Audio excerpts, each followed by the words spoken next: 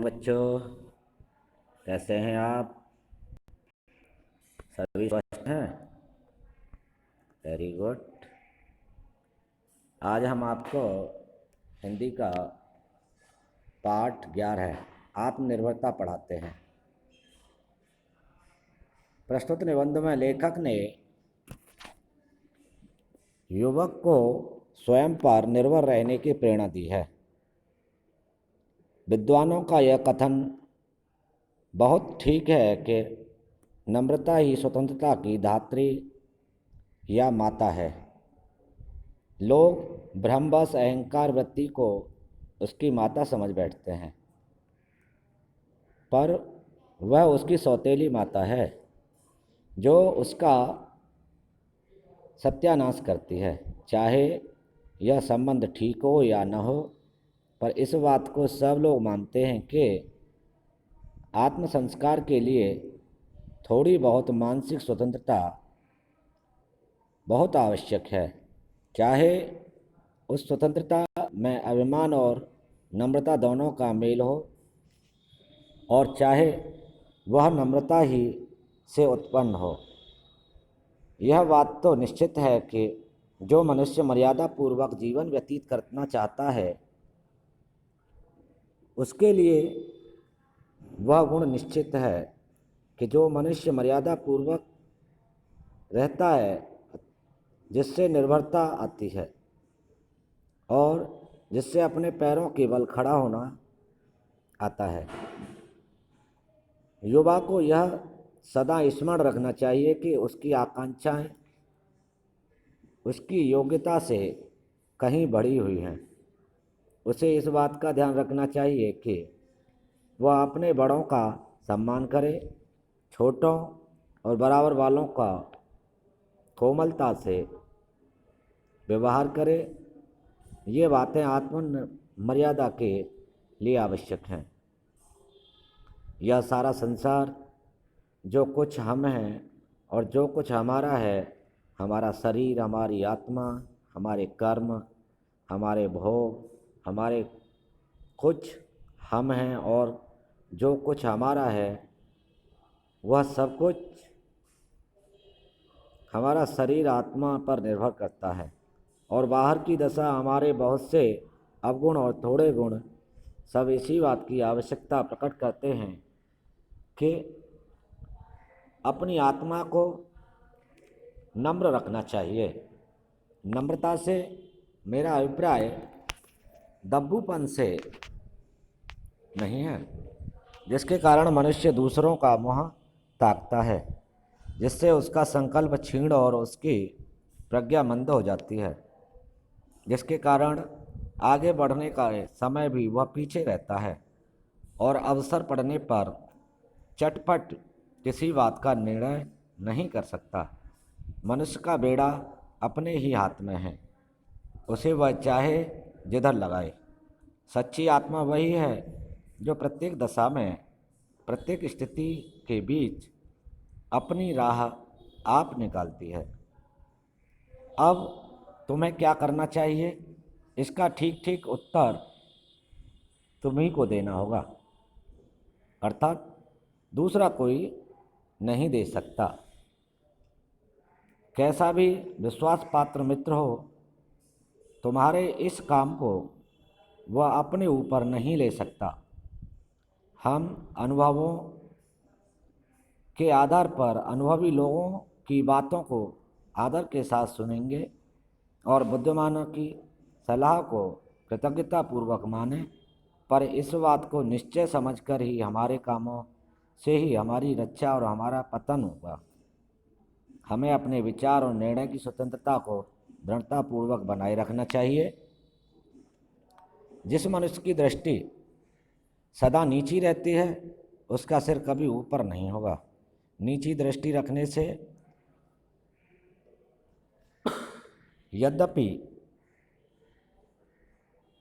रास्ते पर रहेंगे, पर इस बात को न देखें कि यह रास्ता कहाँ ले जाता है। चित्त की स्वतंत्रता और मतलब चेष्टा की कठोरता या प्रवृत्ति की उग्रता नहीं है।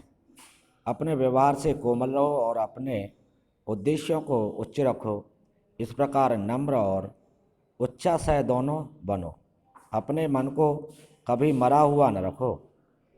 जितना ही जो मनुष्य अपना लक्ष्य ऊपर रखता है उतना ही उसका तीर ऊपर जाता है। संसार में अपना लक्ष्य ऊपर रखता है ऐसे दृढ़ चित्त मनुष्य हो गए हैं जिन्होंने मरते दम तक सत्य को नहीं छोड़ा।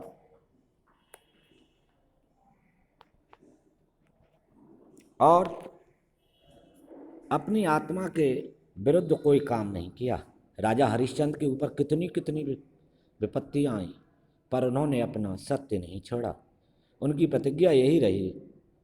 कहा कि चंद्र टरे सूरज टरे टरे जगत व्यवहार, पैदृण श्री हरिश्चंद्र को टरे न सत्य विचार। इसी प्रकार महाराणा प्रताप जंगल जंगल मारे मारे फिरते थे। अपनी स्त्री और पुत्री को भूख से तड़पते देखते थे, परंतु उन्होंने उन लोगों की बात न मानी जिन्होंने उन्हें अधीनता पूर्वक जीते रहने की सम्मति दी, क्योंकि वे जानते थे कि अपनी मर्यादा की चिंता जितनी अपने को हो सकती है उतनी दूसरे को नहीं। एक बार एक रोमन राजनीतिक बलवाइयों के साथ हाथ में पड़ गया। बलवाइयों ने उससे व्यंग्यपूर्वक पूछा, अब तेरा किला कहाँ है? उसने हृदय पर हाथ रखकर उत्तर दिया, यहाँ। ज्ञान के जिज्ञासुओं के लिए यही बड़ा भारी गढ़ है। मैं निश्चिततापूर्वक कहता हूँ कि जो युवा पुरुष सब बातों में दूसरों का सहारा चाहते हैं, जो सदा एक न एक नया अगुआ ढूंढा करते हैं और उनके अनुयायी बना करते हैं, वे आत्म संस्कार के कार्य में उन्नति नहीं कर सकते। उन्हें स्वयं विचार करना, अपनी सम्मति, दूसरों की उचित बातों को समझते हुए भी उसका अंधभक्त न होना सीखना चाहिए। तुलसीदास जी को लोक में जो इतनी लोक सर्वप्रियता और कीर्ति प्राप्त हुई है, उनका दीर्घ जीवन जो इतना महत्वमय और शांतिमय रहा, सब इसकी मानसिक स्वतंत्रता, निर्द्वंद्वता और आत्मनिर्भरता के कारण। वहीं उनके समकालीन केशवदास को देखिए, जो जीवन भर विलासी राजाओं के साथ रहे और उनकी हाथ की कठपुतली बने रहे, जिन्होंने आत्म स्वतंत्रता की ओर कम ध्यान दिया और अंत में आप अपनी बुरी गति की। एक इतिहासकार ने कहा है कि प्रत्येक मनुष्य का भाग्य उसके हाथ में है, अर्थात हम अपने भाग्य के स्वयं निर्माता हैं। प्रत्येक मनुष्य अपना जीवन निर्वाह श्रेष्ठ रीति से कर सकता है। यही मैंने किया है और यदि अवसर मिले तो यही करूं। इसे चाहे स्वतंत्रता कहो, चाहे आत्मनिर्भरता कहो, चाहे स्वावलंबन कहो, जो कुछ कहो, यह वही भाव है जिससे मनुष्य और दास में भेद जान पड़ता है। यह वही भाव है जिसकी प्रेरणा से राम लक्ष्मण ने घर से निकल बड़े बड़े पराक्रमी वीरों पर विजय प्राप्त की। यह वही भाव है जिसकी प्रेरणा से हनुमान जी ने अकेले सीता की खोज की।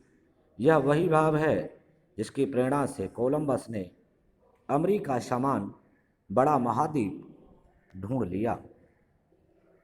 इसी चित्तवृत्ति की दृढ़ता के सहारे दरिद्र लोग दरिद्रता को और अनपढ़ लोग अज्ञानता से निकलकर उन्नत हुए हैं तथा उद्यमी और अध्ययवासी लोगों ने अपनी समृद्धि का मार्ग निकाला है। इसी चित्तवृत्ति के आलंबन से पुरुष सिंहों को यह कहने की क्षमता हुई है कि मैं राह ढूंढूंगा या राह निकालूंगा। यही चित्तवृत्ति थी जिसकी उत्तेजना से शिवाजी ने थोड़े वीर मराठे सिपाहियों को लेकर औरंगजेब की बड़ी भारी सेना पर छापा मारा और उसे तितर बितर कर दिया।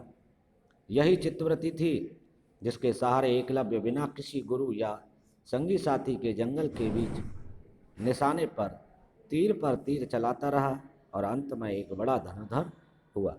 यही चित्तवृत्ति है जो मनुष्य को सामान्य जनों से उच्च बनाती है, उसके जीवन को सार्थक और उद्देश्यपूर्ण करती है तथा उसे उत्तम संस्कारों को ग्रहण करने योग्य बनाती है। जिस मनुष्य की बुद्धि और चतुराई उसके हृदय के आश्रय पर स्थिर रहती है, वह जीवन और कर्म क्षेत्र में स्वयं भी श्रेष्ठ और उत्तम रहता है और दूसरों को भी श्रेष्ठ और उत्तम बनाता है। प्रसिद्ध उपन्यासकार स्टॉक एक बार ऋण के बोझ से बिल्कुल दब गए।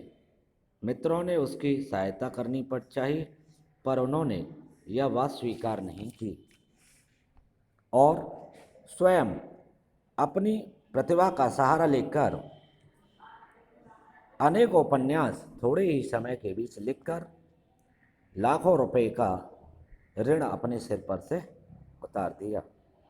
इस पाठ के आपके लेखक हैं रामचंद्र शुक्ल। इसमें कुछ शब्दार्थ हैं जैसे आत्म संस्कार, अपना सुधार, आत्म मर्यादा, अपनी सीमा में रहना, उच्चाशय, ऊंचा लक्ष्य, बलवाई, दंगा करने वाले, जिज्ञासा, जानने की इच्छा, अंधभक्ति, बिना विचार के किसी पर श्रद्धा करना, निर्द्वंदता, सब तरह से स्वच्छंद, अध्यवसायी, लगातार यत्न करने वाला अर्थात उद्यमी, चित्तवृत्ति, मन का भाव। हमने आपको ये सारा पाठ पढ़ाया और इसका अर्थ भी हमने आपको समझाया। अब आप इस वीडियो को लाइक और सब्सक्राइब ज़रूर करें। अब कल को हम आपको इस पाठ का अभ्यास कार्य कराएंगे। अब हम आपसे विदा लेते हैं। धन्यवाद।